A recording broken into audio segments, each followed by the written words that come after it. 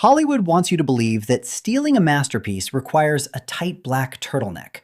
It wants you to believe in laser grids, acrobatic flips, and a team of hackers in a van eating cold Chinese food. In reality, the history of high-end art theft suggests that the most critical piece of equipment you can bring to a heist is a very large coat, and perhaps a complete lack of shame. We are taught to think of international art thieves as criminal masterminds playing high stakes, chess against global intelligence agencies. But if you actually look at the data, the security architecture of the art world has historically been held together by vibes and a prayer. Consider Vincenzo Peruggia. In 1911, he pulled off what is arguably the most famous cultural heist in human history by walking into the Louvre, waiting until a broom closet was empty and stepping inside. He sat on a bucket for a few hours. When the museum closed, he walked out, unhooked the Mona Lisa from the wall, wrapped his smock around it, and took the stairs. And the ultimate security bypass wasn't a digital exploit. It was just waiting for the security guard to go get a sandwich. And this is not an isolated incident of century-old negligence. In 1990, two men walked up to the side door of the Isabella Stewart Gardner Museum in Boston. They were dressed as police officers. They buzzed the intercom and told the 23-year-old night guard that there was a disturbance in the courtyard. The guard, who was likely earning slightly above minimum wage and thinking about his upcoming college exams, looked at their uniforms and just pushed the button.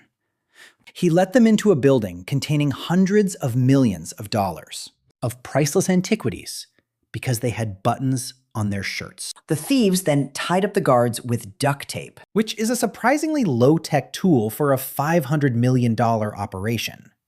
And they spent the next 81 minutes casually wandering the galleries, ripping masterpieces out of their frames. They didn't have a sophisticated laser cutting tool. They used a pocket knife. They hacked a Rembrandt straight out of its canvas, like a frustrated teenager cutting open a box of Amazon Prime delivery packages. The gap between the historical value of these items and the sheer casualness of their removal is where the reality of art theft lives. You don't need to be a ninja. You just need to find a museum where the night watchman is deeply committed to his podcast. But let us assume you have achieved the impossible. You have bypassed the velvet rope. You have ignored the sign that says, "Do not touch." You have rolled up a priceless 17th century landscape and stuffed it under your arm like a yoga mat. Now you have to get home. And this is where the romantic comedy of your new life truly begins. Because sneaking a masterpiece out of a museum is actually the easiest 5 minutes of the entire enterprise.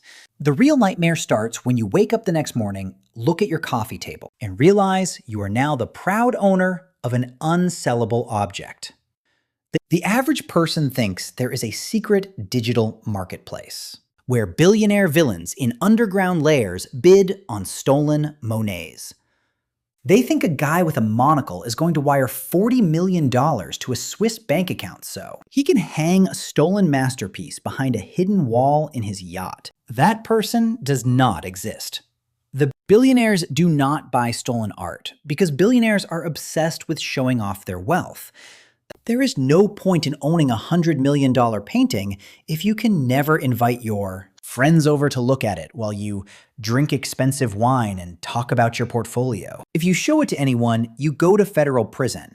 If you try to sell it to an auction house, the very first they ask for is provenance. Provenance is just a fancy art world term for a receipt. They want to see the paper trail, proving that your great-grandfather didn't tear it off a church wall during a war. If your receipt is just a blank stare and a sweaty forehead, they call the authorities before you can finish your complimentary espresso. So what do you actually do with a stolen masterpiece? You can't put it on Facebook Marketplace next to a used IKEA couch. You can't take it to a pawn shop and trade it for a mountain bike. What happens in reality is that high-profile stolen art becomes a massive, glowing radioactive brick that nobody wants to touch. The criminal underworld views a stolen Rembrandt not as a beautiful piece of human expression. but as a highly inconvenient currency. If it gets passed around between drug cartels and organized crime syndicates at a massive discount. It gets used as collateral for shipments of illicit substances. A painting valued at $50 million on the wall of a London gallery is suddenly worth about $2 million in a dim basement in Eastern Europe. It becomes a token in a game of criminal monopoly. They traded back and forth between people who don't know the difference between oil paint and watercolor, but know that the police might trade it back for a reduced prison sentence later. You have traded a life of regular anxiety for a life where your retirement fund is rolled up inside a PVC pipe hidden in your drywall. Which brings us to the strange case of Stephane Breitwieser. Breitwieser is perhaps the most pure manifestation of the art thief archetype, because he completely skipped the part where you try to make money. Between 1995 and 2001, he walked into over 200 museums across Europe. He didn't use weapons. He didn't use a crew. He would simply wait for the museum guards to change shifts, use a small tool to unscrew the display cases, and slip the antiquities into his backpack. Then he stole over $1 billion worth of art, and he took every single piece back to his bedroom. He lived with his mother. He spent his days surrounded by 16th century oil paintings, silver chalices, and priceless ivory carvings, all crammed into a modest apartment in France. And he didn't sell a single item. He just liked to sit in the dark and look at them. Imagine being his mother and walking into his room to do his laundry, only to trip over a medieval masterpiece that is currently the subject of an international Interpol manhunt. She eventually realized what was happening when her son was caught in Switzerland trying to steal a historical bugle. In a panic, his mother took dozens of priceless paintings and threw them into the local canal.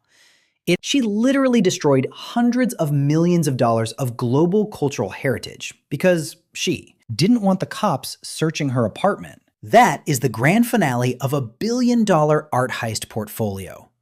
A furious mother dumping Renaissance art into a muddy ditch like old newspapers. If you do manage to avoid having your inventory thrown into a swamp by your parents, your next logistical hurdle is storage.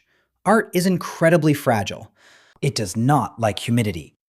It does not like direct sunlight. It does not like the damp corners of a self-storage unit next to a highway in New Jersey. When thieves stole Henry Moore's massive bronze sculpture worth millions from a foundation in England, they didn't appreciate the artistic curves. They saw 2 tons of metal. They chopped it up and sold it for scrap metal value, earning about $10,000 for a multi-million-dollar monument. They turned a masterpiece of modern sculpture into electrical wiring and soda cans.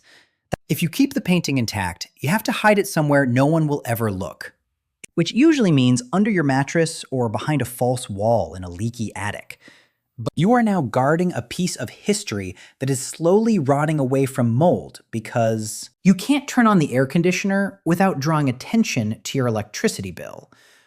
You have become an unpaid, highly stressed museum curator for an audience of 1. Eventually, many thieves realize that the storage costs and the anxiety are destroying their quality of life. So they try to negotiate a ransom. But they contact the insurance company or the museum and offer to return the painting for a small fraction of its value. They think this is a clean transaction, a corporate compromise. But insurance companies do not like giving millions of dollars to guys who use anonymous Proton Mail accounts. They work directly with specialized art crime units. The meeting to exchange the painting for cash is almost always an elaborate trap involving undercover agents pretending to be eccentric buyers. When you show up to the luxury hotel room expecting a briefcase full of non-sequential bills, you instead get tackled onto a carpet by 4 men with tactical vests. The ultimate twist of the international art heist is that the open space left behind often becomes more famous than the art itself. If you visit the Isabella Stewart Gardner Museum today, you will see something highly unusual. The empty frames from the 1990 heist are still hanging on the walls. The museum refuses to remove them, leaving them as a permanent monument to what was lost. Tourists travel from all over the world to pay $15 to stand in a beautiful room and stare at a literal blank space on the wall. The absence of the art has become the art. The thieves didn't just steal a painting, they accidentally created a new exhibit about the concept of emptiness. So if you are currently sitting at home looking at a map of your local gallery and wondering if you can fit a Renaissance frame into the back of your Honda Civic, just remember the reality. You will end up sitting in a damp room, staring at a canvas you can't sell, waiting for your mom to find it, or waiting for an undercover cop to buy you an expensive lunch before putting you in handcuffs. The velvet rope isn't there to keep you out. It is there to protect you from the absolute administrative disaster of owning a masterpiece. What about you? Would you be the criminal mastermind who hides a Monet in a closet? Or would you accidentally ruin $1 billion of history because your mom cleaned your room? Now, let me know down in the comments.